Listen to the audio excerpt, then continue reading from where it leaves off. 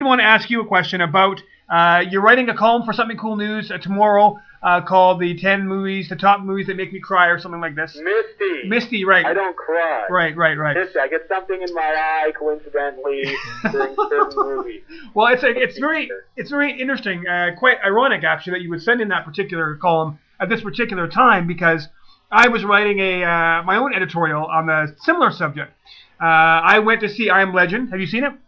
No. That's Unreal. That's really too bad. Unreal. It has Will Smith in it. Well, here's the thing. It only has Will Smith in it, so I'm really not going to see it. If anyone has not seen this movie, don't listen to this conversation because I'm going to give you a spoiler. Chris, I'm sorry, I got to do it. That's fine. I'm going to give you a spoiler for the movie, okay? So if you haven't seen the movie, turn your volume down. Don't listen to what I'm going to say because I'm going to ruin a key plot point for you now. Both of you, turn your volume down. Yes, please. Okay, if you haven't seen the movie, I warn you. Here we go. In the movie, I Am Legend, basically the whole world is decimated and killed when this virus, of course, mutates and goes around killing everybody, right? Are you sure it has nothing to do with chainsaws and crack cocaine? As far as I can tell, no, but they weren't really clear. Okay. And Will Smith and his dog are the only two people left alive. That's a profound insight. And they're in New York, and he's trying to fix the disease. Will Smith's character is a scientist, and he's trying to, reverse the effects. Right. Of this disease, which changed people from normal people into these crazy lunatics, right? Well, that sounds like being an evangelical. Oddly, exactly. Maybe Mike Huckabee can help us out with this. Yeah, no kidding. Maybe I should be asking him. Yeah. But as the story goes along, basically the dog gets infected with the virus, and the dog gets infected with the virus. And Will's best friend, and Will is forced to kill the dog before he can fully mutate and kill Will. Oh. And the scene in which the dog gets killed it's really quite heartbreaking. I'm a dog owner myself. And it was really quite upsetting for me.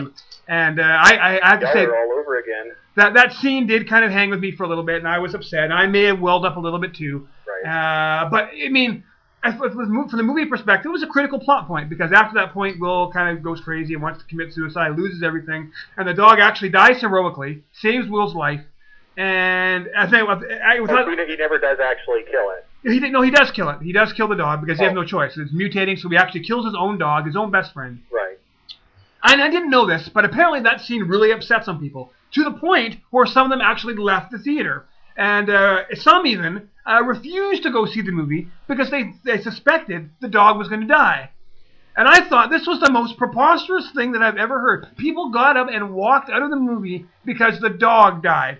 Not a real dog, but the dog. Yeah. And then what I couldn't figure out was they had no similar reaction to the fact that 90% of the Earth's population had also died. Yeah. That meant nothing. But the one single heroic, beautiful German Shepherd was strangled and killed.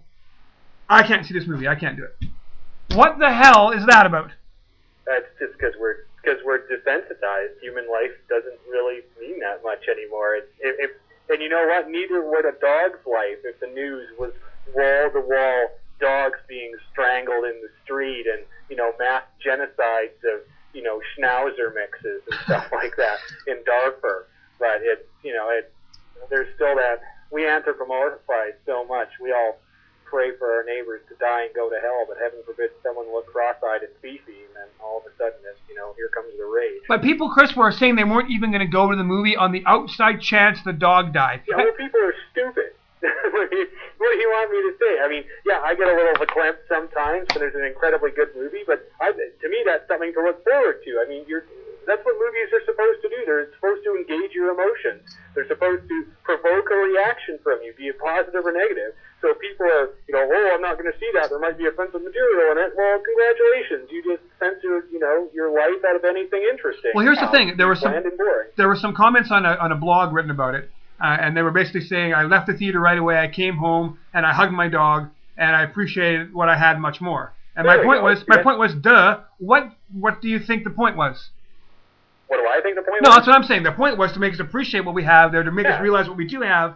I mean, it's a blockbuster movie. I mean, let's not go on a limb here and say it was some sort of meaningful message movie. No. It's a Will Smith cash machine. Yeah, but the fact of the matter is, what I took out of it when I left, the scene stayed with me. I mean, all the other scenes were great and interesting, but it was a scene with a dog because the dog owner had to kill it to prevent it from mutating, and the look on Will Smith's face, it was heartbreaking, and it was like, oh, wow, man, this is tough to watch. It was a tough scene to watch, no question about it. If you like dogs and you're really into them, that's going to be a tough one for you to watch. But I still think there's something to be said for watching it. because at least once you've done it, you have to come to terms with your own feelings, your own mortality, because every pet owner is going to watch their pet die. That's inevitable. Yeah. Well, it's funny. I have a similar type of conversation with my mother, who, despite being she was a trauma nurse in the ER for years and years before she moved on, and she's seen life and death on her, on a real scale. I've never actually seen anyone die in front of me. She's seen it lots of times. And despite this, and despite her incredible, ferocity when dealing with other people dying and all that sort of horror, she's incapable of watching even the slightest bit of violence on television or a movie or anything like that. And it stuns me, because on the one hand, there's that whole being desensitized, and is that, and that's a bad thing if you go a little too far. But at the same time, if you cocoon yourself to the point where you just refuse to acknowledge that, in this world of ours, bad things happen.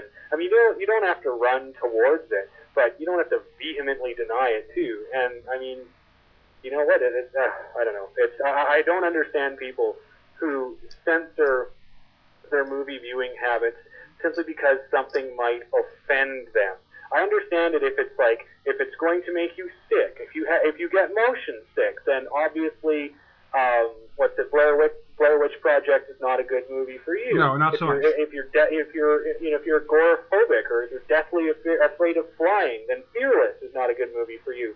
But, I mean, those are cases where the person's going to feel mortal terror and might have a heart attack in the theater. If it's simply you're an animal lover, so do PETA people check and make sure that every fur coat in every movie they see is fake? Well, this is the other hand, too, is they don't want to acknowledge the fact that, it's a sad fact of life, but, hundreds of dolphins are killed every time the fishermen drop their nets on the ground. They pick them up as irrelevant bycatch. These are animals that don't need to be killed, and yet they accidentally happen. And how many species are disappearing a day from this planet as we move forward? There are real issues here, and at least in this scene with Will Smith and the dog, at least it confronts us and makes us face our own mortality about the importance of animals and how we should treat them nicely, and we felt something. That at least did something. The most important thing that came of that movie at all for me personally was the fact that I did have that emotion. I did react. I did come home and say, "Wow, I really appreciate my dog." Yeah, and I'm glad that I have it.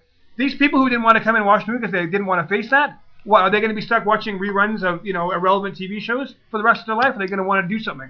Well, and you know what? I mean, if those people are, and I'll really go out on a limb here, if those people are dog owners, then I would simply suggest that if all their lives they cocoon themselves from anything that would even slightly impugn their moral sense of, my dog is the greatest thing in the universe, to me, their relationship and their understanding of their relationship to that animal is not going to be as deep and fulfilling as someone like yours is, because you're not living in this ivory tower, pie in the sky, it's me and Woofy's going to live forever and no harm's ever going to come to him, blah, blah, blah, and he's my best buddy, and that's it. I mean, it's such a one-dimensional thing.